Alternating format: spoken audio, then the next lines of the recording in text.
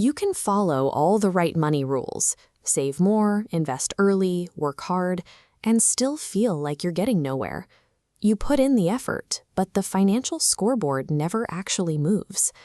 That happens because regular earned income operates on a set of rules, while true wealth operates on immutable laws. If you analyze the Forbes 400 list, you'll find an uncomfortable statistical reality. Exactly 0 people made it onto that list relying on a salary alone. Instead, the ultra-wealthy use a specific system to manage capital. It relies on 3 interconnected pillars: momentum, structure, and asymmetry. To escape financial stagnation, you have to step off the treadmill of trading time for a paycheck and learn how to wield these structural laws. The first pillar is momentum, which reveals a core law of capital. Money loves speed, but wealth loves time. Most people confuse fast action with fast results. Take a real estate flipper. They buy a property, rehab it, and sell it quickly. They get cash, but they have to start all over again the next day, trading immense effort for linear cash flow. This split-screen graph illustrates the difference. On the left, the flipper's constant deals create a jagged, flatlining wave of income. On the right, an investor who buys, holds, and scales generates a smooth, compounding curve, building massive net worth over the same period.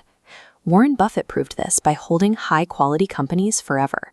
From 1965 to 2024, Berkshire Hathaway compounded at 20% annually, hitting a 5 million% total return. Momentum requires a 2-step process. You must take fast action when you spot an opportunity, and then let time do the heavy lifting of compounding. The second pillar, structure, dictates who commands the money and controls the ultimate outcomes of a deal. In any market, buyers wield the true power because they dictate the terms. When Elon Musk bought Twitter for $44 billion, he demonstrated that the ultimate leverage belongs to the one supplying the capital, and the most potent structural tool they use to deploy that capital is leverage. Look at these bar charts. Buying a $1 million house in cash with 10% appreciation gives a 10% return. Borrowing and putting $200,000 down yields a 50% return. Private equity scales this, using debt as a shield against tax liabilities. This highlights the critical difference between cash flow and equity. McDonald's sells burgers to generate the cash flow needed to survive today, but their true wealth sits in a $45 billion real estate empire that pays out tomorrow. A robust financial structure relies on acquiring equity and using leverage to multiply your outcomes, without multiplying your taxes. The final pillar is asymmetry. This is how the wealthy arrange their bets so the potential reward dwarfs the potential downside. This diagram of venture capital portfolio theory illustrates the math perfectly. A firm might place 5 equal bets. 2 shrink to 0, 1 stays flat, and 1 grows slightly.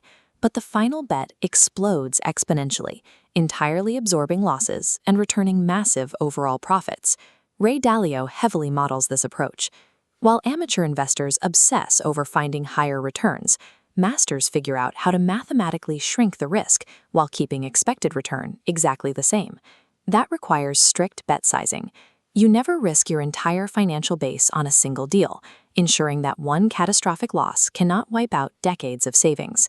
Wall Street constantly preaches spreading your money out across everything, but the ultra-wealthy do the exact opposite. Billionaires like Jeff Bezos concentrate capital because they control the variables. Diversification is a hedge against ignorance. With operational control, concentrating bets is mathematically safer. Asymmetry is achieved when you strictly cap your downside to protect your empire, but heavily concentrate your capital exactly where you possess maximum control. Moving from theory to execution requires running every potential deal through a strict 5-question filter. First, can this compound over time? Second, who actually has control, you or someone else? And third, what happens to your capital if the project fails? Fourth, is the upside mathematically asymmetrical to the downside? And finally, do you deeply understand the specific operational risks involved? Applying this framework does not require massive amounts of cash upfront. It requires an obsession with buying, building, and owning equity. The people at the top of the financial ladder don't possess a different kind of intelligence. They simply utilize superior tools of capital architecture. By shifting your focus from trading time for a paycheck to acquiring long-term equity, you step off the treadmill of arbitrary financial rules and become the architect of your own wealth.